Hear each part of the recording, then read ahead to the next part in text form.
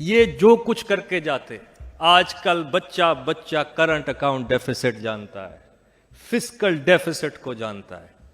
ان کا سب سے بڑا معاشی بلنڈر وہ یہ ہے کہ انہوں نے ایکسپورٹس کو وہیں رکھا ہے 5 سال، زیرو گروتھ دکھائی ہے پاکستان کی ایکسپورٹس میں۔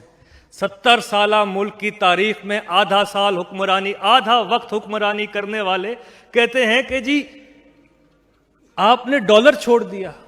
یہ بتائیں 35 سال میں دال آج کیوں آسٹریلیا سے منگوائی جاتی ہے؟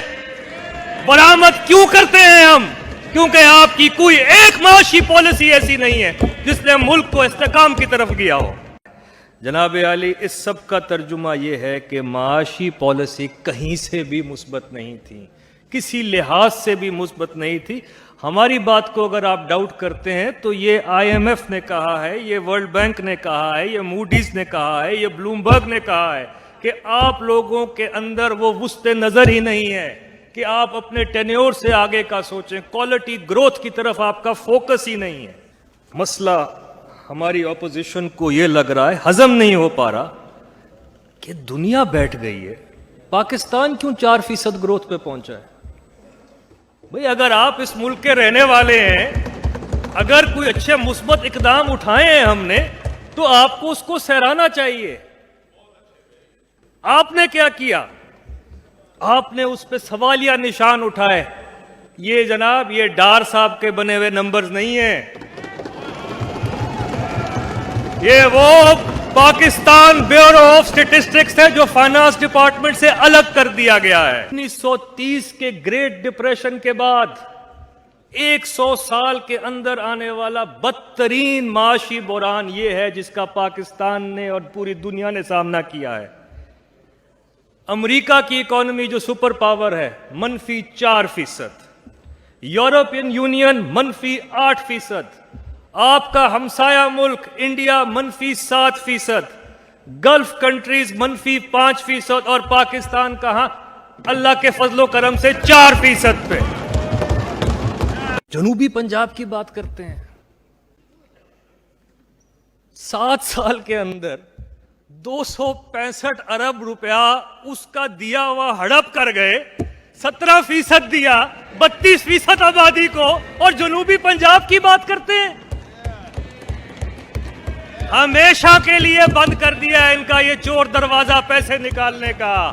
33% جنوبی پنجاب میں دیا، کتاب الگ چھاپی، اور انشاءاللہ یہ وہیں پہ ہی خرچ ہوگا۔